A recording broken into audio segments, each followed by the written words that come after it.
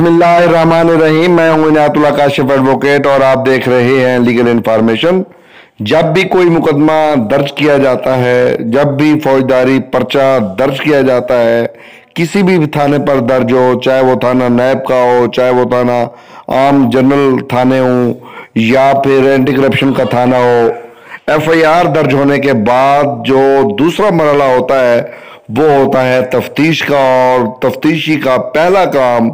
مدعی کا بیان قلم بند کرنا اور گواہان کے بیانات قلم بند کرنا ہوتا ہے، اور یہ بیانات ضابطۂ فوجداری کی دفعہ 161 کے تحت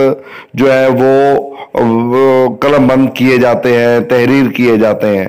اگر مدعی نے اپنا بیان قلم بند نہ کروایا ہو اور اس کی کوئی معقول وجہ نہ ہو، یا تفتیشی نے وہ بیانات قلم بند نہ کیے ہوں اور اس کی کوئی معقول وجہ نہ ہو، اور بیانات زیر دفعہ 161 ضابطۂ فوجداری تحریر کرنے میں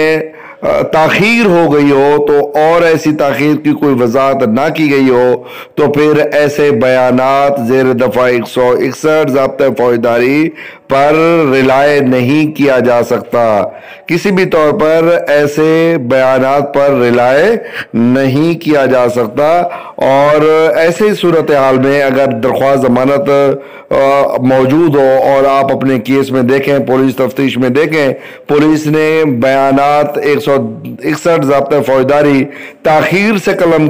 بند کیے ہوں، تو پھر آپ عدالت میں یہ نشاندہی کر سکتے ہیں اور ملزم ضمانت کا حقدار جو ہے وہ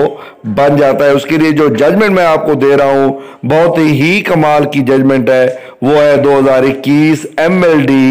1783B۔ یہ بہت ہی اہم ججمنٹ ہے جو میں نے آپ کے ساتھ شیئر کی ہے، تازہ ترین ججمنٹ